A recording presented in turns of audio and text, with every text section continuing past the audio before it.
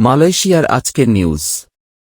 সুখবর, মালয়েশিয়া যেতে না পারা কর্মীরা ক্ষতিপূরণ পাচ্ছে। বিস্তারিত জানতে ভিডিওটির শেষ পর্যন্ত দেখুন।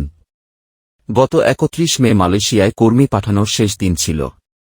এদিন সব প্রক্রিয়া শেষ করেও দেশটিতে যেতে পারেনি অনেকে। যেতে না পারা কর্মীদের সংখ্যা নিয়ে আবার ধোঁয়াশা রয়েছে।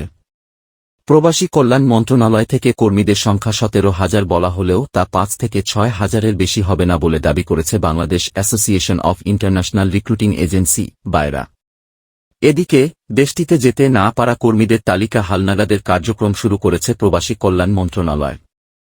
ঈদের ছুটির আগে এই কার্যক্রমে প্রায় ৩,০০০ কর্মী সাড়া দিয়েছে। আবার কোনো এজেন্সি দেশটিতে যেতে না পারা কর্মীদের ক্ষতিপূরণ দিতে শুরু করেছে।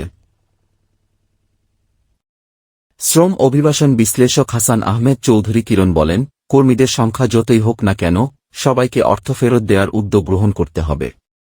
কিছু এজেন্সি যেতে না পারা কর্মীদের অর্থ ফেরত দেয়া শুরু করেছে বলে শুনতে পেরেছি। এটি আশাব্যঞ্জক। বায়রা নেতাদের দাবি, কর্মীদের পাঠাতে না পারার বিষয়ে এজেন্সির কোনো দায় নেই। দেশটি শেষ মুহূর্তে ই-ভিসা দেয়ার সব প্রক্রিয়া শেষ করে বিমানের টিকিটের ব্যবস্থা করা সম্ভব হয়নি। এ বিষয়ে বায়রার সাবেক মহাসচিব রুহুল আমিন স্বপন বলেন, ইতোমধ্যে কর্মীদের টাকা ফেরত দেওয়ার প্রক্রিয়া শুরু করা হয়েছে। কিছু কর্মীদের টাকা পরিশোধও করা হয়েছে। ঈদের পরে এই প্রক্রিয়া ব্যাপক আকারে শুরু করা হবে। আগামী ১ মাসের মধ্যে সব শ্রমিকের টাকা পরিশোধ করা হবে বলেও জানান তিনি। রুহুল আমিন স্বপন আরও বলেন, দেশটির কর্তৃপক্ষ একদিকে ই-ভিসা ও কলিং ভিসা এক্সটেনশন করেছে।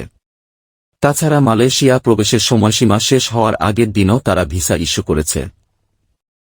এর ফলে শেষ ২-৩ দিনে যেসব কর্মী ভিসা পেয়েছে তারা বিএমইটি সম্পন্ন করতে টিকিট শেষ হয়ে গেছে।